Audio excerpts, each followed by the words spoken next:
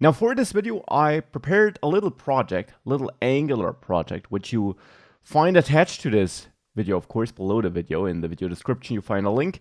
And in there, we have a very simple Angular app with only one component, only the app component, because it's not really about Angular and building bigger apps there. It's about the part of connecting Angular to databases. So here we got the app component. In there, we're rendering a form at the top, and below that, a list of to-dos. So regarding that, it's a default boring to-do app, and I know everyone hates these to-do apps, of course, but it's not really about the to-dos or about Angular. It's about saving that stuff to the database, and for that, of course, any app will do. Got some styles there, a little bit of logic in the app component TypeScript file. This is what gets rendered. Here we can enter a to-do, like do groceries or grocery shopping. Save that. We can, of course, also delete our to-dos here. So that's not too fancy, of course. Now I got these two buttons here, and I got another browser tab open already. And that is MongoDB. But of course, what I show you here would be valid for any database, not just for MongoDB. Would be true for SQL databases like MySQL. Would be true for any other solution, any database you might want to connect. So my goal is to make these two buttons work. I want to be able to save my data here, the list of to-dos we have, to the database, and upon pressing this button, the data should be fetched from there. And the big question regarding that, of course, is how does that work? How do we connect Angular to a database?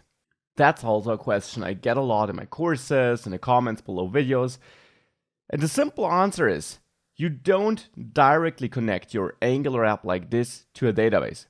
So even if you have a database, let's say we're using MongoDB here in the cloud, but doesn't matter if it's running locally on your machine, if it's running in the cloud, either on a service like MongoDB, or if you're using AWS and you spun up a database there, what you don't do is you don't put your code to connect to a database right here into your TypeScript files here, right into your Angular code.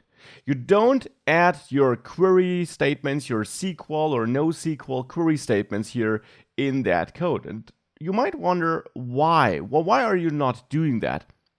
Because it would be highly insecure.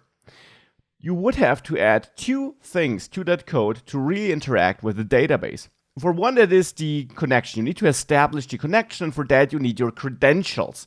So you would have to put your credentials in here. Now, let me show you what the problem with putting your credentials in there would be.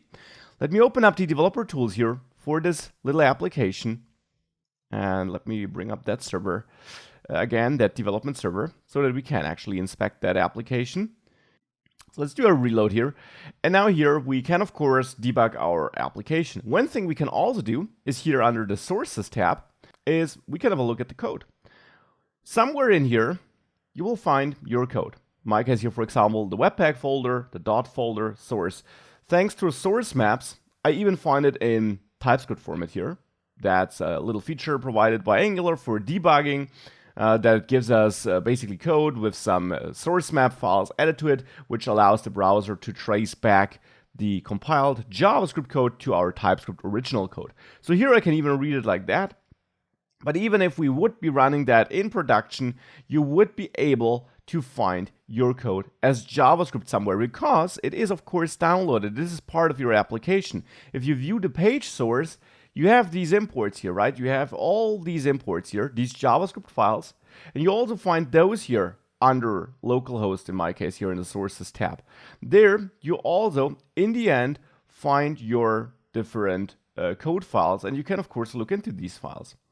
Now, what's the problem with being able to look into these files here, though? What's the matter with that? The big problem, of course, is that anyone can look into these files. If your application is deployed somewhere, anyone can inspect these JavaScript files, because these files are not protected. And I got another video on protecting or not protecting your JavaScript code on this channel.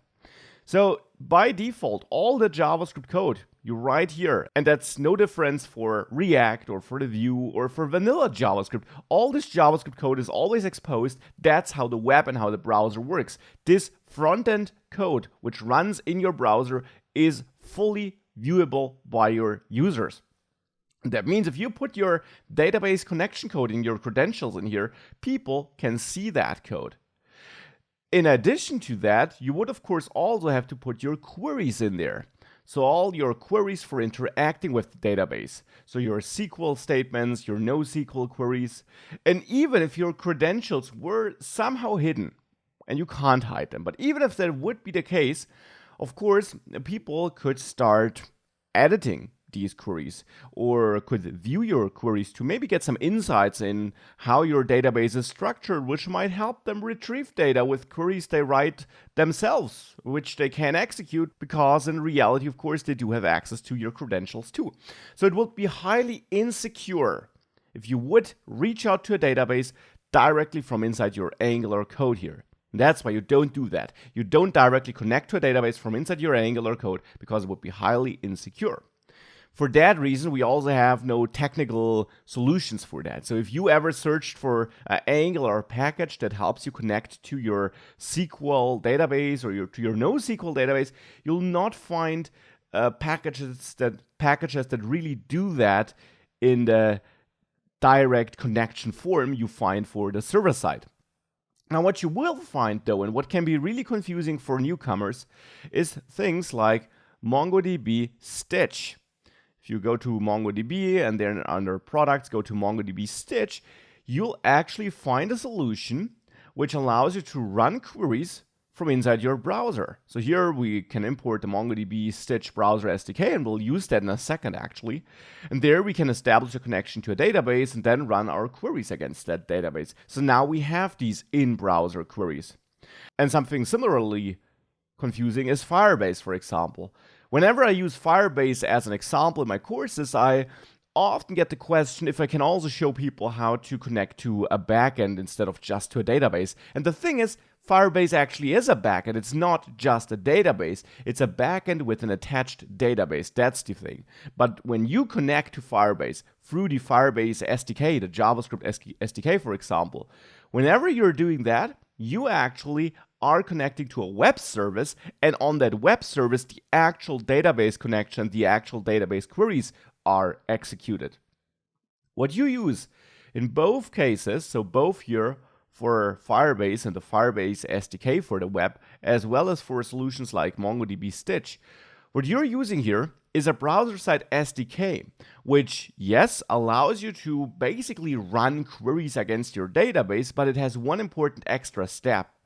That part of the code where you connect to the database is not in here. Instead, SDKs like these give you ways of authenticating users, and you can also authenticate anonymously, which means you get some dummy token, so to say, which works for every user of your application, which is of course insecure, and you don't want to use that for your entire database. But these apps give you ways of authenticating users, and then only these authenticated users can actually run queries, and all of that is funneled through a web service provided by MongoDB, by Firebase, which does the user authentication, validation, and which then actually does the real database connection. And the important building block in that picture are the access rules, which you find both on MongoDB Stitch as well as on Firebase. In both cases, you also learn about rules you can set up, which you set up on the web, so in the Firebase or in the MongoDB web console, so not in your browser-side code, which people could read or edit, but in the code only you can edit on the server. And there, for example, for Firebase rules, you can determine in detail who would be able to edit which part or which data in your database.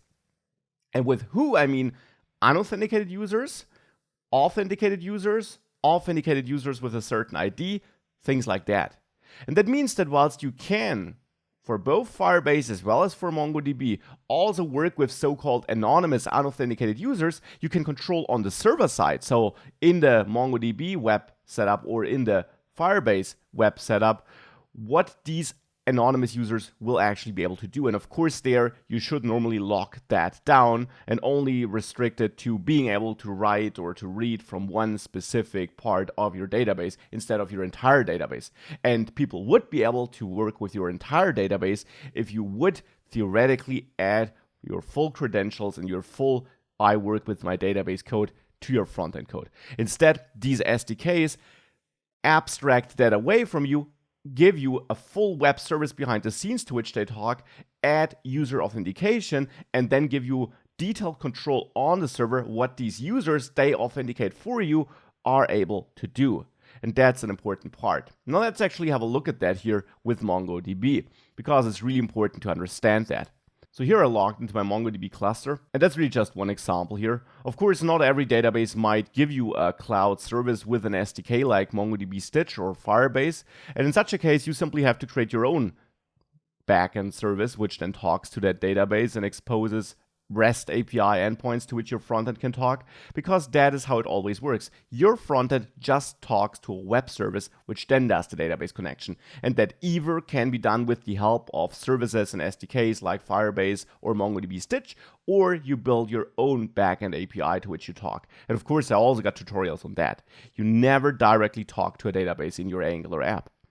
So here for MongoDB, for example, I can go down to the services, which already is an important hint, to the services part here and click on Stitch to basically learn how to, or to set up a new connection and learn how to connect my frontend here. And therefore I click on Create New Application, give it a name, ng database demo, whatever you want to name it. Link to a cluster. I already created a cluster, and this is the cluster to which I'll connect this. Leave the remaining setup here as it is and click Create. And now what this does is it does some backend setup here on MongoDB's servers to basically set up that web service to which I can then talk from my frontend. I just don't talk to it through the Angular HTTP service and by manually sending requests to endpoints, but I can also use the SDK, which in the end does that for me. So that browser-side SDK, and it's the same for Firebase, in the end just sends AJAX requests to some APIs behind the scenes and gives you a more convenient API to work with. That's all that's happening. It's exactly the same as if you had your own backend web service, your own REST API, and you use the Angular HTTP client for sending requests. And that's absolutely normal too. By the way, that's also why in my courses, like in my Angular course on Udemy, I actually do use the Angular HTTP client and I do use the Firebase REST API so that you really see that there is no magic involved and that you don't directly talk to a database, but that you instead talk to a backend API. Now with Stitch set up here though, I'll show you the SDK example. Go to the clients here and you learn how to add this to your browser-side application now. I'll use the npm approach here and simply run this command here. So here I'll quit that dev server temporarily, copy it in, npm install -- save MongoDB Stitch browser SDK. That installs the, SDK we can use on the browser. And then here we actually got a demo snippet, which we can start with to connect to our backend here and work with it. Let me actually grab this code snippet here. And now in here, in this application, I'll add a simple service, my DB service. And here export a class, DB service. And of course, you can name this whatever you want. And give this the @injectable decorator here.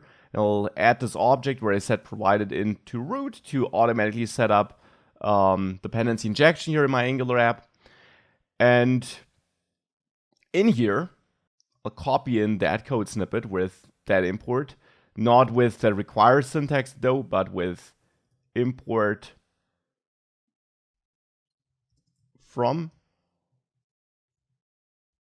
Then use that code here, or take that code and actually add a new method in here, init db, and in that method I want to execute that code. Now give that database here a name like ngdb and actually store that in a variable, which will be of type remote Mongo database, which I also import from up there. And then here I'll actually store this connection, which I'm setting up here, or this database access here in this property of the service. Now we can just call initdb when the app starts. So here in the app component, I'll actually implement my onInit interface here. OnInit is imported from @Angular core. And of course also add an injection. of the DB service by pointing at DB service here, which is imported from the DB service file I just added, stored in a private property, and then here in ng on init of my component, I can call DB service initDB to initialize that database here right when the app starts. So now we can add methods to add a to-do, for example. So here in the service, I'll add the to-do function or method. And now we want to interact with that client here. So I'll store this in a property of the service too, actually. And that will be a Stitch app client. So that's another import we have to add from the MongoDB Stitch browser SDK. So store that client here as well. And now here, we of course also have to use this client. And in add to do, we can now use this client of login with credential, and now we create a new anonymous credential. You could also, and for that you should check out the docs of MongoDB Stitch if you want to use that solution, set up authentication with email and password to have real authenticated users. Here we're basically creating a dummy token for the current anonymous user of our app. And once that authenticated connection is established, we have a function here which will execute. And in there, we can reach out to our database handle, and then there to a collection, for example, and that collection can now have any name you want, to-dos. And in there, I can insert one to-do, and for that, I can now enter any document, any JavaScript object I want. Here, I expect to get my to-do, and that will in the end just be an object with a title, which is a string. It's as simple as that. So here I'll get such an object, and therefore here I'll just add that to do here to the database. And if we now save this, we can try using that here in on add to do. So besides storing it here locally in that array where I'm also outputting in the component, we can use this DB service add to do and forward this to do here, which I'm in the end creating. So here I have my new to do. It's this object. I add it to my local array here, and then also I forwarded to add to do in the service. If we do that and we restart that service, that web server, we should now have a setup where we can actually store our data here also on the MongoDB servers, but again, by using that SDK, which talks to that MongoDB web service we set up with creating that application, and which then therefore manages all the direct database access for you and allows us to lock down access, as I'll also show you in a second. So now here, let's give that a try. Let's reload the application. And we're now getting an error that global is not defined. This is now a MongoDB specific error here from that package we're using. The polyfills TS file, you can go to the bottom to application imports, and there add window as any global and point at window. So we have to add a global variable to our script, which points at our window. That's all we have to do here in the application imports. With that, the app restarts. Now it works. And now if I add some to do here and I click save, I get an error. Authentication via anon user is unsupported. And that's the part I meant with locking it down. Now if we go to the MongoDB Stitch clients here, we actually have to control who's able to read and write to our database. So here on the back end, you have to go to the users part here. And then here under providers, you have to allow users to log in anonymously. So that's already the first important thing. You have to enable this, otherwise no access is possible. So the first security measure in place here. You could also, of course, restrict this to email password users so that you need real users who sign up with email and password. So now if this changed, let's try that again. Let's try adding some to do. Now we're getting only that service not found MongoDB 1 error. And yeah, my service name, which I can find here under clusters, is MongoDB Atlas actually. Little mistake on my side. Let's make sure you use that here. And now with that, however, if I add some to do, now we get that error I actually want to see. No rule exists for namespace ng db to-dos. And I'm showing these errors, except for the one with the service name, on purpose, because that's the rule part I mentioned. Here under rules on the backend, you now see that you can set up rules for your collections, and in MongoDB, collections are just your database tables, so to say, that allow or prevent access. And now here we indeed have to set up a rule. For example, for NGDB, which is our database we're connecting to, and then for the collection to which we want to write. So here, let's create NGDB, and then there's a collection to-dos. That's the collection to which I want to talk here. And for the to-dos collection, which I'll here create in the rules setup, we can now set a template. And for example, allow users to only read and write their own data. Boom, that's already some security we can put into place here. And that's the part I meant. We control access here because there's a web service in between, which we don't write ourselves, which you could write on your own, of course, if you want to write your own REST API, but which here, or also in the case of Firebase, you get out of the box, and therefore there is no direct access to your database. Here, I'll create no template and add a collection. And now give read and write access by adding or by setting these two check marks here to everything in that collection, which is of course highly insecure. But as you saw, you could have locked that down to a per user basis. And now with that, if I add another to do here and I hit save, now this actually gets stored. We get no more errors because now I added rules that allow anonymous users to read and write data. And at the moment we are writing. Now, to validate that this really happens, if I go back here to my clusters and I have a look at my collections here, to look into my database essentially, I can go to NGDB to-dos here and I see that element that was added. So now we are talking to our database, but always through the funnel of having a web service in between. And now just for completeness sake, let me also add a get to-dos method here, which does also talk to Stitch here, to the same collection, but there instead of insert, when I use find, and find like this finds me all entries, I return this promise here overall, and in there, I return the result of find here, and also call as array here on the end, so that this will give me a promise which in the end returns an array. And I'll also let TypeScript know what's in my collection here, because collection actually is a generic method. In my collection we have JavaScript objects which have a title property and a string property, and since that's added automatically by MongoDB, they also have an underscore ID property, but I only care about this, so I'll only add this here. So now this is getting returned here, wrapped in a promise, of course, because that will take some time.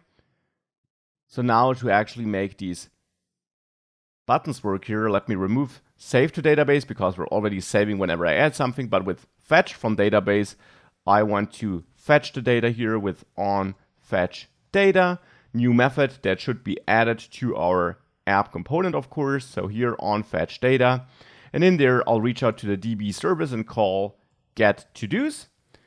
That will give me a promise, so we can add then here. In the end here, I get my to-dos array, and I can then set this to-dos equal to the to-dos I'm fetching here. And hopefully that should do the trick.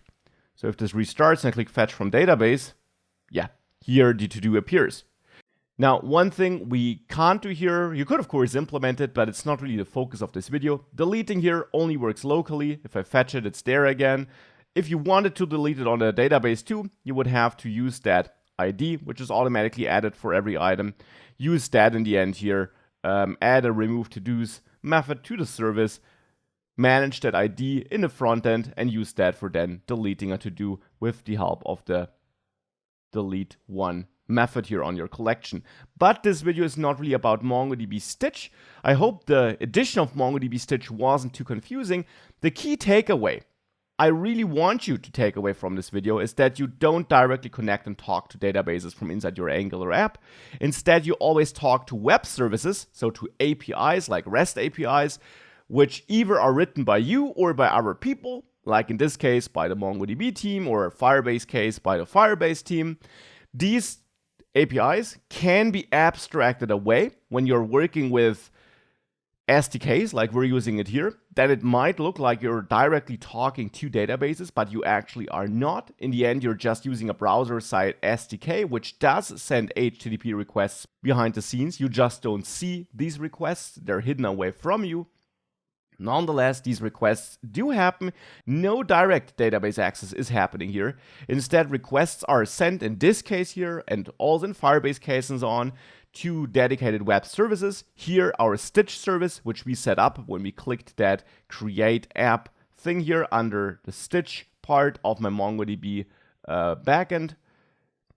And there in this application, we had to enable authentication of anonymous users, and we had to set up rules for our different collections regarding who may read or write from there. And you can set up granular rules there. You can force users to log in with email and password, and that's exactly the part I meant. You don't have your database credentials in your code. Instead, these credentials are stored in the Stitch web service here, so to say. They're not exposed to your front-end users, and your front-end users can only send queries you enable here through your rules.